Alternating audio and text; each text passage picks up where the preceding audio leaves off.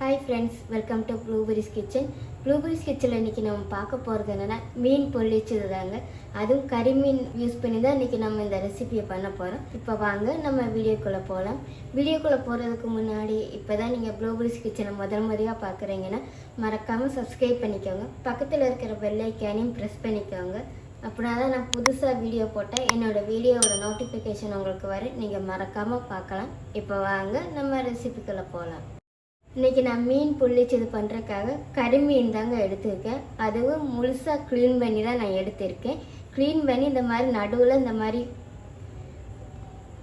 Cut பண்ணி வச்சுக்கோங்க. அப்படின்னா தான் நமக்கு மசாலாலாம் உள்ளக்க இறங்கி டேஸ்ட்டு சூப்பராக இருக்குங்க. இப்போ நம்ம முதல்ல இந்த மீனுக்கு ஒரு மசாலா பரட்டிக்கலாங்க. 1/4 டீஸ்பூன் அளவுக்கு மிளகாப்பொடி, கலருக்காக கொஞ்சம் காஷ்மீர் சில்லி பவுடர், 1/4 டீஸ்பூன் அளவுக்கு மஞ்சள், 1/4 டீஸ்பூன் அளவுக்கு பெப்பர் பவுடர். இப்போ நான் மீனுக்கு தேவையான அளவு மட்டும்தாங்க நான் உப்பு சேர்க்குறேன். கொஞ்சமாக லெமன் ஜூஸ்,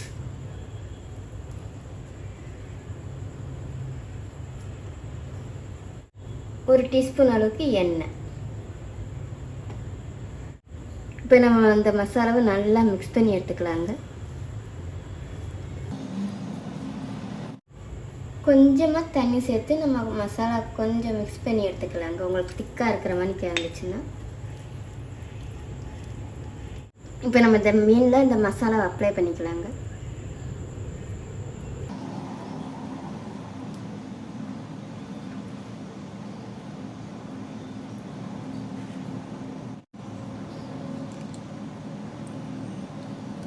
பாருங்கள் ஃப்ரெண்ட்ஸ், நான் இப்போ 2 மீனை நல்லா மசாலா பரட்டி எடுத்து வச்சுருக்கேன். இப்போ இது ஒரு 1/2 மணி நேரம் இருக்கட்டும். 1/2 மணி நேரத்துக்கு அப்புறம் நம்ம இதை ஃப்ரை பண்ணிக்கலாம். பாருங்கள் ஃப்ரெண்ட்ஸ், இப்போ 1/2 மணி நேரம் ஆயிடுச்சு. இப்போ நம்ம இந்த மீனை ஃப்ரை பண்ணி எடுத்துக்கலாம். இப்போ நமக்கு பேன் சூடாகிடுச்சு. கொஞ்சமாக தேங்காய் எண்ணெய் ஊற்றிக்கலாம். நான் இன்றைக்கி ஷாலோ ஃப்ரை தாங்க பண்ணுறேன். டீப் ஃப்ரை ஒன்றுமே நான் பண்ணலை. நமக்கு இப்போ எண்ணெய் சூடாகிடுச்சுங்க. கொஞ்சமாக கறிவேப்பிலை சேர்த்துக்கோங்க. இப்போ நம்ம இந்த கறிவேப்பிலைக்கு மேலே மசாலா பரட்டி வச்சுக்கிற மீனை சேர்த்துக்கலாம்.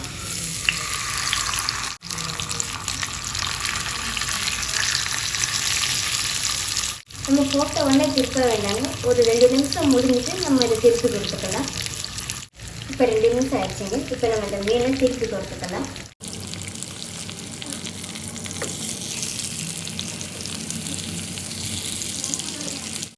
இப்போ நான் மீனை நல்லா ஃப்ரை பண்ணி எடுத்துட்டேங்க.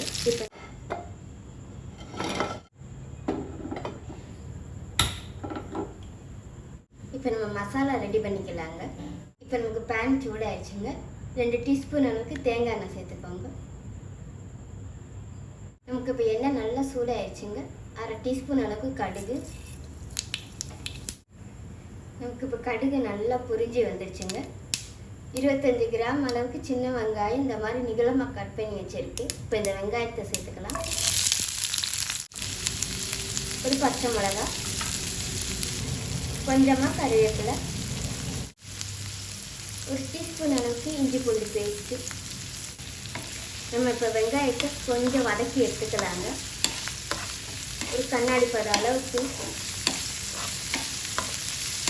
நமக்கு இப்போ வெங்காயம் கொஞ்சம் மடங்கி வந்துருக்குங்க. இந்த ஸ்டேஜில் மீடியம் சைஸில் ஒரு தக்காளி நான் அந்த மாதிரி பொடியாக கட் பண்ணி வச்சுருக்கேன். இப்போ இந்த தக்காளியும் சேர்த்துக்கலாம். 1/4 டீஸ்பூன் கம்மியாக மிளகாய் பொடி சேர்த்துக்கோங்க. நம்ம ஏற்கனவே மீனில் மசாலா பரட்டி வச்சுருக்கோம். அதுலேயும் மிளகாய் பொடி நம்ம சேர்த்துருக்கோம். இப்போ இந்த மசாலாவிலே கொஞ்சம் உரப்புக்காக மிளகாய் பொடி சேர்த்துக்கலாங்க. பார்த்து சேர்த்துக்கோங்க. நீங்கள் கலருக்காக கொஞ்சம் காஷ்மீர் சில்லி பவுடர், 1/4 டீஸ்பூன் அளவுக்கு மஞ்சள், 1/2 டீஸ்பூன் அளவுக்கு மல்லிப்பொடி. இப்போ நம்ம இந்த மசாலாவுக்கு தேவையான அளவு உப்பு சேர்த்துக்கலாங்க. கொஞ்சமாக லெமன் ஜூஸ் சேர்த்துக்கலாம். இதை நல்லா வதக்கி எடுத்துக்கலாங்க. இந்த மசாலாவோட பச்சை வாசனை போய் வெங்காயம் நமக்கு நல்லா குக்காகி வரணுங்க.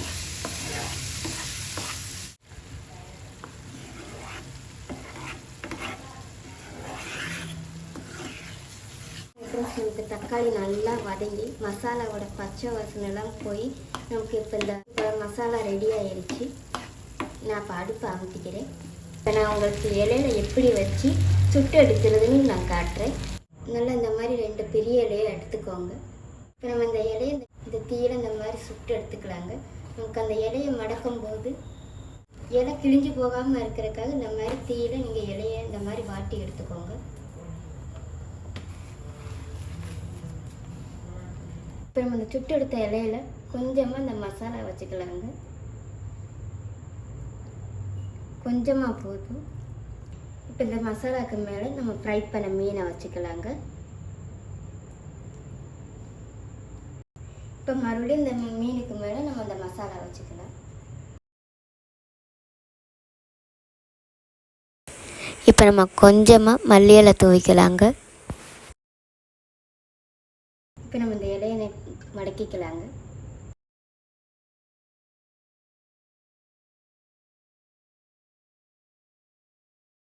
இப்போ நம்ம இந்த இலையை மடக்கிட்டு உங்ககிட்ட இந்த மாதிரி பூ கட்டுற நூல் இருந்துச்சுன்னா அந்த நூல் வச்சு இந்த மாதிரி கட்டிக்கலாங்க. நமக்கு அந்த இலை ஓப்பன் ஆகாமல் இருக்கிறதுக்காக.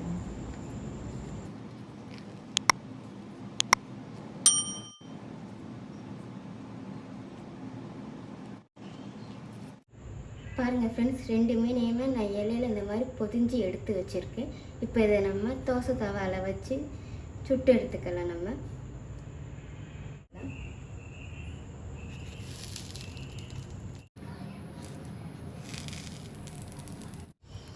இப்போ 2 நிமிஷம் நம்ம மூடி போட்டுக்கலாங்க. இப்போ 2 நிமிஷம் ஆயிடுச்சுங்க. இப்போ நம்ம ஓப்பன் பண்ணிக்கலாம். இப்போ நம்ம இதை மெதுவாக திருப்பி கொடுத்துக்கலாங்க.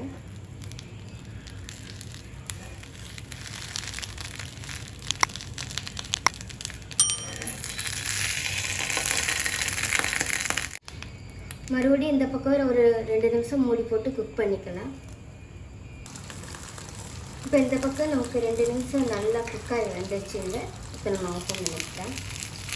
நமக்கு ஏற்கனவே மீனும் மசாலாவும் குக்கானதாங்க, அதனால தான் நான் 2 நிமிஷம் போடணும். இப்போ நம்ம இதை ஒரு பிளேட்டுக்கு மாற்றிக்கலாம். பாருங்கள் ஃப்ரெண்ட்ஸ், நான் இப்போ உங்களுக்கு இந்த மீன் பொள்ளிச்சதை ஓப்பன் பண்ணி காட்டுறேன்.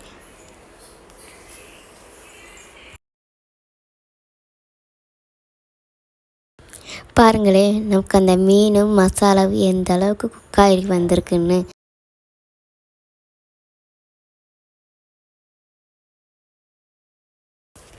அவ்வளோதான் ஃப்ரெண்ட்ஸ், இப்போ நம்மளோட அருமையான மீன் பொள்ளிச்சது ரெடி ஆயிடுச்சு. பார்க்குறக்கு அப்படியே சாப்பிடணும் போல் இருக்குங்க. அந்தளவுக்கு டேஸ்ட்டாக இருக்குங்க. மறக்காமல் ட்ரை பண்ணுங்கள்.